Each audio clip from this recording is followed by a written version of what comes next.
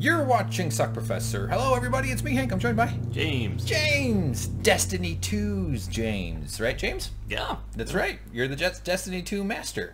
I wouldn't say that. But... No, but you know more than I do, and you know quite a bit about the game. You played a lot of Destiny 1, and you've been playing a lot of Destiny 2 since it came out recently. Yes, and overall, it's pretty much improved in every single aspect of the game, except for one notable place that has been kind of bothering me a little bit, and we're going to talk about that for a little while. Yeah, we're going to explain this big gripe that you have. So go ahead. Frame it in terms of how it compares to Destiny 1. Okay. In Destiny 1, we had one problem that any Destiny 1 player will know about, and that was a problem of vault space. And it was a very irritating problem because you would always run out of space to store your gear, and you'd always have to make the difficult decision on what to break down, what to keep. And the reason for that problem, that disparity between space and available storage, was that you had guns that had a lot of RNG to it. What is RNG? RNG is a very well-known video game term for anything that has a random number generator on it. Okay. So people call it RNGesus, saying that RNGesus hates me if you get the bad roll. But the whole point is that it encourages you to grind through the game multiple times because you'll find a base gun that you enjoy a lot, but the perks on that gun won't be perfect. There may be 2 or 3 perks that could possibly roll in that gun, and you want the perfect combination. Okay. So you'll go and you'll do the same strikes over and over. You'll run your Nightfalls, you'll do your Rage, you'll do whatever you have to do in order to have that slight possibility of that gun dropping, and it appears in your inventory, and you hold your breath with excitement, and you click on it, and you look at the perks, and you're either celebrating joy or you collapse in defeat.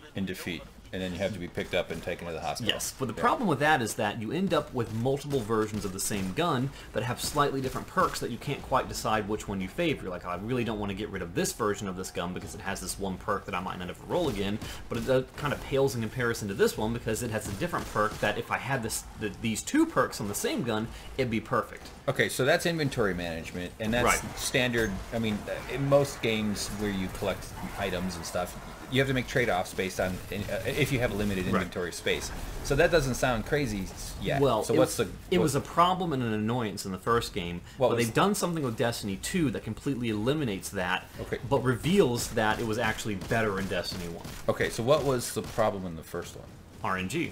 That there wasn't enough? No, that there was RNG. Oh, that they had it at all? You would have to have multiple versions of the same gun trying to find the perfect roll. Okay. And on the positive side of the coin is that it kind of separated characters into different classes. Like, if you were going into PvP and you would see someone absolutely wrecking with an Asa Luna, you might ID that person and say, oh my god, it's got the perfect god roll on it, that's amazing, and that would motivate you to want to go back and do the specific strike that you could possibly get that from, a specific Crucible activity. Or you might see someone in PvE with an Imago loop that's just destroying everything, but you don't have that special perfect one, so it gives you this goal and this drive to go and try and get that perfect item. Yeah. Destiny 2 took an entirely different approach. Alright. What they do is every single base gun with the same name, so if you had like an Asa Luna in Destiny 2, which I don't think it really exists in Destiny 2, but for the sake of examples, let's use that term, or a Nameless Midnight, every single version of that is going to have exactly the same stats. Nameless Midnight sounds like my dating life. Yes. Whoa, good show. Good. So, same stats. So different guns, different style, looks different, shoots different, bullet weapon. No, I'm talking about guns with the same name. So oh, the same gun. Okay. So the only difference is that there's one modifier slot that you can put on there, but the modifier slot is not as robust as I thought it would be, because I was thinking you could put multiple modifiers on a gun to truly make one gun stand out as be completely unique from a different variation of itself. Right. But here you can change just basically elemental damage changes, or maybe reload speed, or something very minor like that. So it doesn't really have the kind of robust system I was expecting. And Luke Smith, I think his name is, I think it's Luke Smith, is the Destiny developer, and before the release of the game, he was saying that we promise we'll have something in the game so that when you find your first, second, third, fourth version of the same gun, each one will feel more special than the last. Which made me think that there was some sort of infusion dynamic behind it, so that you would say, okay, well, I have a Nameless Midnight here, and it's great, but now I've got another Nameless Midnight. Perhaps because it's the same gun, I can infuse one into other and increase its stats beyond something that's more than a certain infusion. And maybe it increases the speed of the reload, or it increases the stability, or it increases the range, or something like that. But that does not seem to materialize in anything yet. So using the upgrade system in Destiny 1, you could customize a gun and kind of over time get a much better gun than used. No, they got for a very brief time in Destiny 1 you could customize guns with a gunsmith.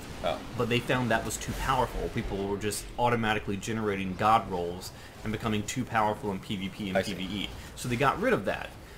But you could still get that god roll by grinding through the same content they replaced to get the random drop. They replaced that gunsmith with an RNG system, which randomized it. But well, I mean, RNG was always there. The gunsmith system just kind of made it so that you could get exactly what you wanted more quickly, and you're like, oh shoot, that was a bad idea, let's take that out. And now in the new system, they only have, in Destiny 2, they only have just like one thing you can change, and it's they nerfed the gun crap. It seems like they've taken something that was for hardcore players, something that would keep us coming back over and over and over, and they've changed it and watered it down to a purely casual standpoint. So now, if you have, to use the same gun again, a Nameless Midnight, and you see someone else in a strike or something on your fire team using one, you can rest assured, oh, they've got the same gun I have.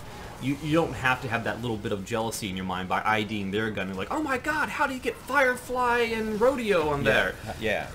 So it diminishes the game a bit, though, because it takes away that carrot in front of the Greyhound. Well, Greyhounds don't chase carrot; they chase rabbits.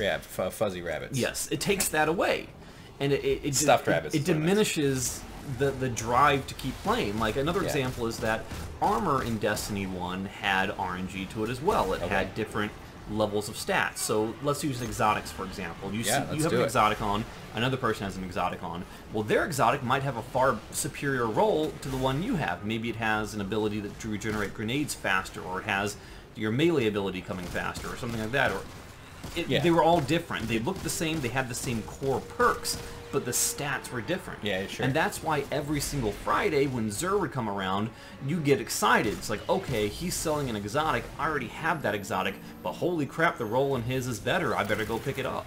Now, that's gone as well.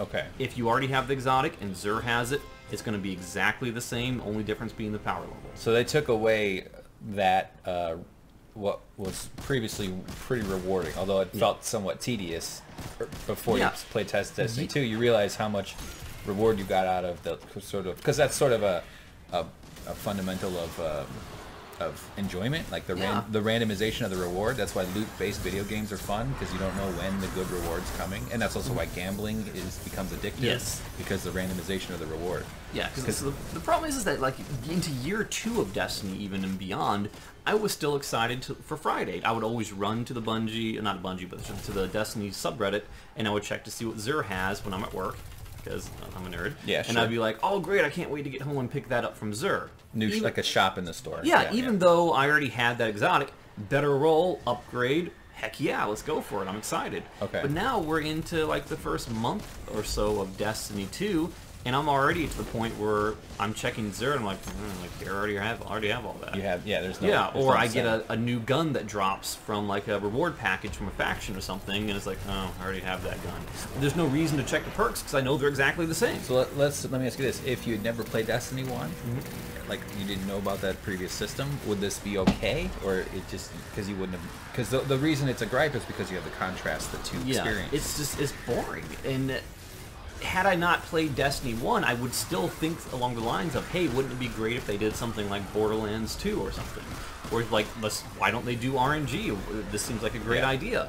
But then you go back to Destiny 1 and you start cursing RNG, not realizing how much you love it, because it takes up so much of your available space. And for people who don't play Destiny, I only played a little bit, like a year or whatever ago, so it's all gone from my head. Did people just sneeze out? Is that a dog barking? Okay. What if it's a human sneezing? They just getting distracted.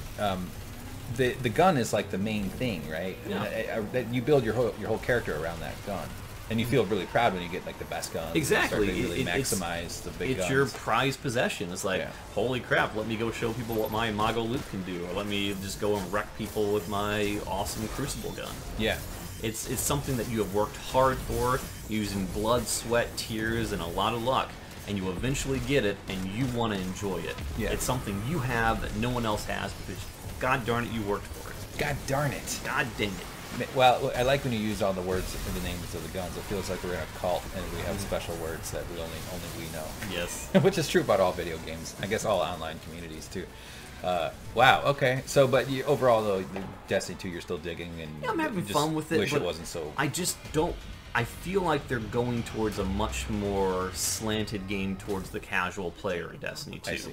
And I don't like that because I'm not the casual player. No, James plays Destiny. He's so hardcore. He plays with his shirt off. You should see, and he whips a towel around his head the entire time. I've tattooed a Destiny shirt onto myself. Yes, he has a Destiny tattoo of a Destiny shirt. Yes.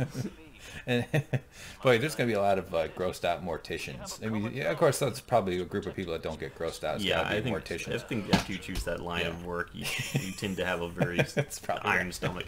Yeah. A squeamish mortician. Oh, God. Oh, God, those stairs. It's so dark down there. I can't go down those stairs. The family comes for the funeral, and they can't find out why their loved one hasn't even been embalmed, and they're just, like, rotted. And why is there... want to touch it. Why is the body in the garbage? Mortician's squeamish. He threw it away. All right, that's not what we're talking about. The smell of rotting flesh permeates the funeral. Okay, cool. Well, thanks for weighing in on that.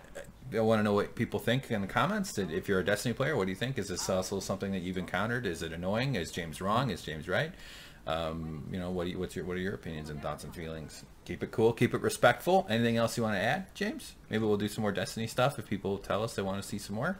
Yeah, I mean, we're gonna you know, do some more Destiny stuff. But one thing I promise I won't do that other people have done that annoys me as heck is that they'll make a video about a random topic and then they'll start putting footage from the raid and showing like the end boss and everything like that and spoilers and crap. So don't worry about that. I'm not gonna do that. Oh, all right. Well, yeah. Now that we're at the end of this video, but for other videos, we will be conscientious. Unless we're talking specifically about the raid, but you know. Yeah, unless we let them know. Okay, fair enough. I like that.